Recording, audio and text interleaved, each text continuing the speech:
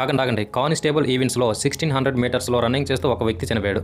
So Chandrasekhar అనే వ్యక్తి కృష్ణా జిల్లాలో జరుగుతున్న ఈ పోలీస్ కానిస్టేబుల్ ఈవెంట్స్లో 1600 మీటర్స్ రన్నింగ్ చేస్తుండగా తను పడిపోవడం జరిగింది. తర్వాత తనని హాస్పిటల్కి తీసుకెళ్ళగా తను చనిపోవడం జరిగింది. సో ఇలా ఎందుకు అవుతుందంటే మనం అంతవరకు పెద్దగా ప్రాక్టీస్ చేయకుండా, అంటే ఇంతకుముందు హార్ట్ మీద హెవీగా వెయిట్ అనేది వేయకుండా ఒకటేసారి 1600 మీటర్స్ అనేది పరిగెట్టడం వల్ల, సో ఇలా ఓవర్ వెయిట్ అనేది హార్ట్ మీద బాడీ మీద వేసేయడం వల్ల ఇలాంటివన్నీ జరుగుతుంటాయి.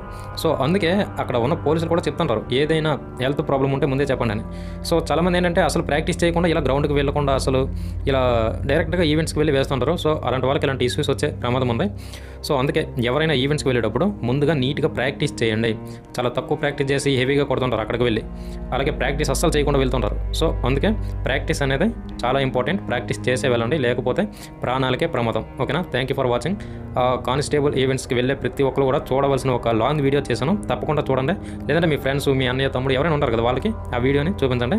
సో అందులో ఎలా అక్కడ ప్రాసెస్ జరుగుద్ది, అలాగే హెల్త్ అంటే ఎలాంటి జాగ్రత్తలు తీసుకోవాలనేది కూడా అందులో ఎక్స్ప్లెయిన్ చేశాను.